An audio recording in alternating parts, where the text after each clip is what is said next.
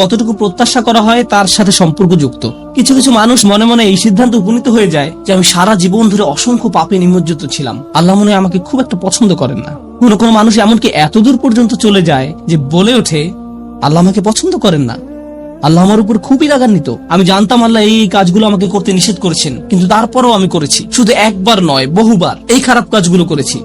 সুতরাং আল্লাহর ভালো মানুষের তালিকায় আমি নেই, আমার নামাজের কোনো দাম নেই। মানুষ যখন নিজের সম্পর্কে এইরকম ধারণা পোষণ করে তখন সে কি করে জানেন? আমি তো খুবই খারাপ মানুষ। আপনি কি আমার জন্য একটু দোয়া করতে পারবেন? কারণ আমি ইতিমধ্যে দোয়া করার যোগ্যতা হারিয়ে ফেলেছি। এখন আপনাকে আমার জন্য দোয়া করতে হবে, কারণ আমি আশা করছি আল্লাহ অন্তত আপনার দোয়া কবুল করবেন। এতে হয়তো আমার একটা সুযোগ তৈরি হতে পারে, কারণ আমার কথা তিনি শুনবেন না। আপনাদেরকে আবার একটু পিছনে নিয়ে যাই। নূহ আলাইহিস সালাম কাদের কাছে আল্লাহর নিকট ক্ষমা চাওয়ার এই প্রস্তাব তুলে ধরেছিলেন? নূহ আলাইহিস সালাম কি এমন মানুষদের নিকট এই প্রস্তাব তুলে ধরেছিলেন যারা সারা রাত মসজিদে কাটাতো, যারা প্রতি বছর হজ পালন করতে যেত, রোজা রাখতো এবং অন্যান্য সৎ কাজ করত? না, নূহ আলাইহিস সালাম ক্ষমা পাওয়ার এই প্রস্তাব তুলে ধরেন ইতিহাসের অন্যতম একটি বিদ্রোহী সম্প্রদায়ের প্রতি, যারা প্রজন্মের পর প্রজন্ম ধরে বিদ্রোহী ছিল। তিনি তাদের বলেন, তোমরা যদি শুধু ক্ষমা চাও, আল্লাহ শুধু তোমাদের ক্ষমা করবেন তাই নয়, বরং তিনি তোমাদের জন্য আকাশের ধনভাণ্ডার খুলে দেবেন। নিজের সম্পর্কে এমন বলবেন না যে আমি অনেক দূরে হারিয়ে গেছি, যদি কিছু হয় তা হবে আমার মায়ের দোয়াতে বা অন্য কারো দোয়াতে। আপনার মনের এমন অবস্থার সুযোগ গ্রহণ করে শয়তান। মানুষের মনের হতাশাজনক পরিস্থিতির সুযোগ গ্রহণ করে শয়তান, আর এর মাধ্যমে তাকে শিরকে নিমজ্জিত করে। এই হতাশা শিরকের একটি দরজা। কেন জানেন? তখন মিথ্যা ধর্ম আসে এবং আপনাকে বলে আপনি তো অনেক বড় পাপী, আপনার পক্ষে ক্ষমা পাওয়া সম্ভব নয়। যিশুকে বলুন আপনাকে ক্ষমা করে দিতে। আপনি যিশুর সাথে ভালো সম্পর্ক করুন, তিনি আল্লাহর সাথে আপনার সম্পর্ক ভালো করে দিবেন। আল্লাহ এবং আপনার মাঝখানে যিশু এসে দাঁড়াবে, অথবা তারা অন্য কাউকে মাঝখানে দাঁড় করাবে, বলবে অমুক পীর, তার কবরের কাছে গিয়ে কিছু চকলেট রাখো। তাহলে তিনি আল্লাহকে বলবেন আপনার সমস্যা সমাধান করে দিতে। আপনি এখন আল্লাহর সাথে কথা বলতে পারবেন না, কিন্তু ওই পীর তিনি আল্লাহর প্রিয় বান্দা, তাই আপনি তার মাধ্যমে আল্লাহর কাছে আপনার দরখাস্ত পেশ করুন। এভাবে শিরকের দরজা খুলে যায়। অন্য কথায় আল্লাহর সাথে আমাদের সরাসরি যোগাযোগের মূল বিষয়টি, তাওহীদের মানেই হলো সরাসরি যোগাযোগ। লা ইলাহা ইল্লাল্লাহ একই কথা বলে, আর এই সব কিছুর মূল কথা হলো আপনার যা প্রয়োজন তা সরাসরি আল্লাহর নিকট প্রার্থনা করুন। যে বিষয়টি আমাদের সকল প্রয়োজন পূরণ করবে তা হলো আল্লাহর নিকট ক্ষমা প্রার্থনা করা। এখন এই ক্ষমা চাওয়াটা দুই ভাবে হয়ে থাকে, জিহ্বার মাধ্যমে ক্ষমা চাওয়া এবং অন্তরের মাধ্যমে ক্ষমা চাওয়া। মানুষ সাধারণত নিজের পক্ষে যুক্তি দিয়ে থাকে। আমি যদি কোনো কারণে আপনার সমালোচনা করি, যেমন ধরুন কাউকে বললাম এই যে আমি আপনাকে অমুক অমুক কথা বলতে শুনেছি, সে তাৎক্ষণিক হয়তো বলে উঠবে এক্সকিউজ মি, আমি এমনটা বোঝাতে চাইনি, আপনি তো পুরো ঘটনাটা জানেনই না। আপনি সাথে সাথে নিজের পক্ষে যুক্তি দিতে শুরু করেন, আত্মরক্ষামূলক হয়ে ওঠেন। বালিল ইনসানু আলা নাফসিহি বাসীরা ওয়ালাউ আলকা মাআযিরা। মানুষ নিজের সম্পর্কে সুধারণা পোষণ করে, তারা প্রচুর অজুহাত দেখায়। আপনি যদি আসলেই আল্লাহর ক্ষমা চান, আপনাকে নিরিবিলি একটা সময় খুঁজে পেতে হবে। যদি আরবিতে দোয়া করতে না পারেন কোনো সমস্যা নেই, আপনি শুধু পাঞ্জাবি, বাংলা, বাহাসা বা উর্দু জানেন, কোনো ব্যাপার না। আপনি আপনার নিজস্ব ভাষাতেই আল্লাহর সাথে কথা বলুন, আন্তরিকতার সাথে আপনার অপরাধগুলো স্বীকার করুন, কোনো অজুহাত দেখাবেন না। এরকমটা করতে পারা আসলেই কঠিন, কারণ আয়নার সামনে দাঁড়িয়েও আমরা নিজের সাথে মিথ্যে কথা বলি, নিজেকে এভাবে প্রবোধ দেই আমি আসলে অত খারাপ না, আমি যা যা করেছি তার কারণ আছে। যখন আপনি আল্লাহর সামনে দাঁড়াবেন, নিজের কাজের বৈধতা দেওয়ার কথা ভুলে যান। আল্লাহ জানেন আপনি কি অবস্থার মধ্যে দিয়ে যাচ্ছেন, তিনি জানেন এটা কঠিন সময় ছিল, তিনি জানেন অমুক অমুক বিষয় আপনাকে সম্পূর্ণ গ্রাস করে ফেলেছিল। ইয়া রব, আমি অনেক চাপের মধ্যে ছিলাম তাই মদ খেয়েছি। তিনি আপনার সবগুলো অজুহাত সম্পর্কে আপনার চেয়ে ভালোভাবে জানেন। আপনাকে অকপটে তার নিকট আসতে হবে, ফিল্টার ছাড়া, কোনো দ্বিধাদ্বন্দ্ব ছাড়া, নির্দ্বিধায়, কোন রকমের বিব্রত বোধ করা ছাড়া। অনেক সময় আমরা নিজেদের পাপ স্বীকার করতে বিব্রত বোধ করি, একরাশ লজ্জা এসে আমাদের জড়িয়ে ধরে। কিন্তু যতক্ষণ না আপনি আল্লাহর নিকট অকপটে সকল পাপ স্বীকার করে নিচ্ছেন, আর এভাবে যখন নিজের উপর যে অন্যায়গুলো এতদিন ধরে করে এসছেন তা আপনি মুখ দিয়ে উচ্চারণ করতে শুরু করবেন, আমার বিশ্বাস করতে কষ্ট হয় যে সে সময় আপনার চোখ দিয়ে কোনো অশ্রু নির্গত হবে না। একজন মানুষের পক্ষে এটা অসম্ভব যে সে আল্লাহর সামনে এভাবে নিজেকে খোলাখুলি উপস্থাপন করবে আর তার চোখ দিয়ে কোনো অশ্রু বের হবে না, কারণ এটা দুর্বলতা প্রকাশের সময়। দুনিয়ার সামনে আমরা সাধারণত নিজেকে শক্তিশালী, আত্মবিশ্বাসী এবং দিব্যি সুস্থ হিসাবে উপস্থাপন করি। সবাই আমাদের দেখে মনে করে সবকিছু ঠিক আছে, কিন্তু ভেতরে ভেতরে যে আমি বহু সমস্যায় জর্জরিত তা একমাত্র আল্লাহ জানেন। আপনাকে সকল জড়তা কেটে তার নিকট সম্পূর্ণ খোলাখুলি ভাবে নিজেকে উপস্থাপন করতে হবে, আর কেবল তখনই আপনি আল্লাহর নিকট ক্ষমা চাওয়ার অবস্থানে যেতে পারবেন। তারপর সেজদায় গিয়ে কাঁদতে থাকুন। তখন এটা শুধুমাত্র আস্তাগফিরুল্লাহ আস্তাগফিরুল্লাহ বলার মতো হবে না, এটা হয়ে উঠবে আল্লাহর সাথে একটি সত্যিকারের কথোপকথন, আল্লাহর নিকট সত্যিকার অর্থে পাপ স্বীকার। এটা খুবই শক্তিশালী একটা অনুশীলন, চেষ্টা করে দেখুন। আপনাকে একটা নিরিবিলি সময় খুঁজে পেতে হবে। নিশ্চিত করুন যে কেউ আপনার কথা শুনছে না।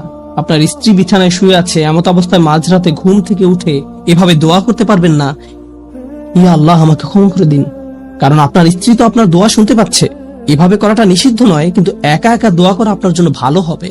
মোট কথা, নির্জন কোনো জায়গা খুঁজে বের করুন যেখানে আপনি একান্তে আল্লাহর সাথে কথা বলতে পারবেন।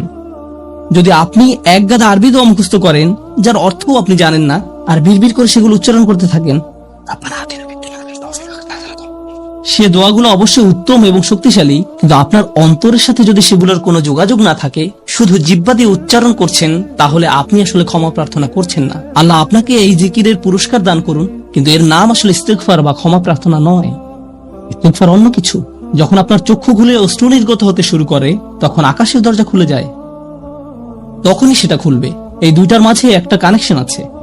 সর্বশেষ যে বিষয়টি আমি আপনাদের সাথে শেয়ার করতে চাই তা হলো আল্লাহর উপর আশা ধরে রাখা। অনেকের জন্য এই বিষয়টা মেনে নেওয়া বেশ কঠিন যে আল্লাহ তার কথা শুনবেন, আমার দোয়া তার নিকট গুরুত্বহীন, আমি দোয়া করার কোনো অর্থ দেখি না। আপনাদের একটা কথা বলে রাখি, আল্লাহর নিকট থেকে আপনি সর্বশ্রেষ্ঠ যে উপহারটি পাবেন তা কি জানেন? ক্ষমা।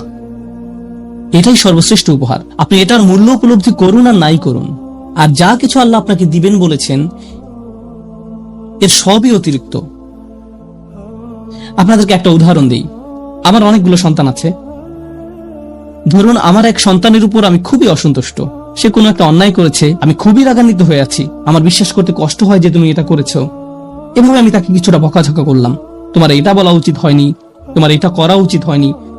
তারপরের দিন অন্য এক সময় আমার জন্য তার কিছু একটা করার কথা, যেমন আমার জন্য একটা কার্ড বানানোর কথা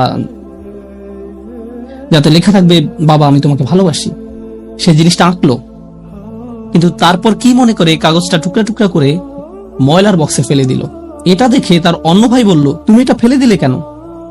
জবাবে সে বলল, বাবা আমার উপর খুবই রাগান্বিত, তিনি এটার প্রতি কোনো গুরুত্ব দিবেন বলে মনে হয় না। আমি যদি জানতাম যে সে বিষয়টাকে এভাবে দেখছে, তাহলে আমি কি করতাম? আমি কি এভাবে বলতাম যে হ্যাঁ ফেলে দাও? না, বরং আমি আবেগে কেঁদে ফেলতাম, কিভাবে তুমি ভাবতে পারলে যে আমি তোমাকে আর ভালোবাসি না? হ্যাঁ তুমি অন্যায় করেছো, তুমি ভুল করেছো, কিন্তু তুমি এখনো আমার সন্তান। তুমি 1000 বার ভুল করলেও আমি তোমাকে ভালোবাসবো। আমাকে ওই কার্ডটি দাও, আমি সেটা ফ্রেমে বাঁধিয়ে রাখবো, ময়লার বাক্স থেকে নিয়ে গ্লাসে আটকে রাখবো, সারা জীবন ধরে যত্ন করে রাখবো। কেন? কারণ আমি আমার সন্তানদের ভালোবাসি, তারা যতই ভুল করুক না কেন, এমনকি যদি তাদের আচরণ আমাকে রাগান্বিত করে। এটা শুধু আমি এবং আমার সন্তানদের সম্পর্ক, কিন্তু আমি আমার আর সন্তানদের নিয়ে কথা বলছি না। এই উদাহরণের মাধ্যমে আমি কথা বলছি আমার এবং আল্লাহর সম্পর্ক নিয়ে। আমি ভুল করি, আল্লাহ এমনকি আমাকে বকাঝকাও করেন না। আমি ভুল করার কারণে তিনি আমার উপর বজ্রপাত করেননি, তিনি আমাকে জাহান্নামে নিক্ষেপ করেননি, তিনি আমার হার্টবিট বন্ধ করে দেননি। যখনই আমি মিথ্যে বলি আমি বোবা হয়ে যাই না, প্রতিবার হারাম কিছু খেয়ে ফেলার কারণে আমার হাত অবশ হয়ে যায় না, হারাম কিছুর দিকে তাকানোর কারণে আমি অন্ধ হয়ে যাইনি। তিনি এখনো দিয়েই যাচ্ছেন। আর আমি কিনা চিন্তা করতে শুরু করলাম যে আল্লাহ আমাকে আর ভালোবাসেন না। আল্লাহর সাথে আমার সম্পর্ক একসময় ভালো ছিল, কিন্তু এখন যেহেতু আমি খারাপ হয়ে গিয়েছি, তাই ভালোবাসা এখন হারিয়ে গেছে। তাহলে দোয়া করার কি অর্থ আছে? মনে রাখুন, আল্লাহর মতো কেউ আপনাকে ভালোবাসে না। আমি আমার সন্তান বা পিতামাতার প্রতি যে ভালোবাসা প্রদর্শন করি তা আল্লাহ তাআলা আমার ভেতরে দিয়েছেন। আমরা এমনি এমনি কাউকে ভালোবাসতে সক্ষম নই। ভালোবাসা আল্লাহর পক্ষ থেকে একটি উপহার। যদি আল্লাহর দুইটি সৃষ্টির মাঝে ভালোবাসা এত দৃঢ় হয়, আমাদের পক্ষে কল্পনাও করা সম্ভব নয় যে আমাদের জন্য আল্লাহর ভালোবাসা কত প্রগাঢ়, যে আমাদের জন্য আল্লাহর ভালোবাসা কত গভীর। কেউ এর বিপরীত বললে তার কথায় কান দিবেন না। একমাত্র যে মনে করে আল্লাহ তাকে ঘৃণা করে, তার কোনো আর আশা নেই, সে হলো শয়তান। সেই তা বিশ্বাস করে, তার ক্ষমা চাওয়ার কোনো কারণ নেই, কারণ তার সকল আশা হারিয়ে গেছে, আর সে নিজের সম্পর্কে এটা মেনে নিয়েছে। এখন আপনি যদি নিজের সম্পর্কে এরকম মনে করেন, তাহলে কার পথ আপনি অনুসরণ করছেন? একবার চিন্তা করে দেখুন। যদি আদম আলাইহিস সালাম জান্নাতে থাকা অবস্থায়, আর জান্নাতের চেয়ে উত্তম কোনো জায়গা তো আর আপনার পক্ষে থাকা সম্ভব নয়, তারপর তিনি একটি ভুল করলেন আর আল্লাহ আযজা ওয়া জাল্লা তাকে দুনিয়াতে পাঠিয়ে দিলেন। এখন আদম আলাইহিস সালাম যদি এরকম চিন্তা করতেন, আমার এত বড় একটা ডিমোশন হয়ে গেল, আমি কিভাবে আল্লাহর সাথে আবার কথা বলবো? আমি তাকে এত হতাশ করার পর কিভাবে কথা বলবো? কিন্তু আল্লাহ তাকে শিখিয়ে দিলেন কি করতে হবে, কিভাবে তার অন্তর আবার ঠিক করতে হবে। রব্বানা যালামনা আনফুসানা ওয়া ইল্লাম তাগফির লানা ওয়া তারহামনা লানাকুনান্না মিনাল খাসিরিন। জান্নাতের তুলনায় দুনিয়া তো কিছুই না। তিনি জান্নাত থেকে দুনিয়ায় এলেন, এত দূর নেমে আসা সত্ত্বেও এখনো তিনি আল্লাহর নিকটেই আছেন। এই শব্দগুলোই আল্লাহর সাথে তার সম্পর্ক আবার জুড়ে দিল। দোয়ার উপর আস্থা হারাবেন না। এত দূর নেমে আসা সত্ত্বেও এখনো তিনি আল্লাহর নিকটেই আছেন। আন্তরিকভাবে আল্লাহর কাছে কিভাবে দোয়া করবেন তার প্রস্তুতি এখনই শুরু করুন। মনে রাখুন, আল্লাহ আপনাদের সবার দোয়া শুনবেন। উজিবু দাওয়াতাদ দাঈ ইযা দাআন। এই ঘোষণাটি রমজান মাসের। আমি আহ্বানকারীটাকে সাড়া দেই যখন সে আমাকে ডাকে। এটা আল্লাহর অঙ্গীকার। আর আমি আপনি 1 নম্বর যে দোয়াটি করব তা হলো ক্ষমা চাওয়ার দোয়া। আল্লাহ আমাদেরকে এমন মানুষে পরিণত করুন যারা সত্যিকার অর্থে ক্ষমা চায়। আল্লাহ আমাদের অন্তরে তার নিকট ক্ষমা প্রার্থনা করার তীব্র ব্যাকুলতা তৈরি করে দিন। আল্লাহ আমাদের অন্তরকে এমন নরম করে দিন যেন আমাদের চোখ দিয়ে অশ্রু নেমে আসে। আমরা যারা তার নিকট ক্ষমা প্রার্থনা করি, আমাদের সবার জন্য আল্লাহ আজ্জা ওয়া জাল্লা তার রিজিকের দরজা খুলে দিন। সর্বশেষ একটা বিষয় মনে করিয়ে দিতে চাই যে আল্লাহ আজ্জা ওয়া জাল্লা অনেক পথভ্রষ্ট জাতিকে ধ্বংস করা থেকে বিরত থাকেন। কেন জানেন? কারণ সেখানে এমন মানুষ রয়েছে যারা আল্লাহ নিকট ক্ষমা চায়। শুধু তাদের মাঝে এমন কিছু মানুষ রয়েছে যারা এখনো আল্লাহ নিকট ক্ষমা প্রার্থনা করে। তাদের কারণেই আল্লাহ গোটা জাতিকে আর ধ্বংস করেন না। ইস্তিগফার করা মানুষে পরিণত হন। আল্লাহ আমাদের সবাইকে রক্ষা করুন। বারাকাল্লাহু লি ওয়া লাকুম। আসসালামু আলাইকুম ওয়া রাহমাতুল্লাহি ওয়া বারাকাতুহু।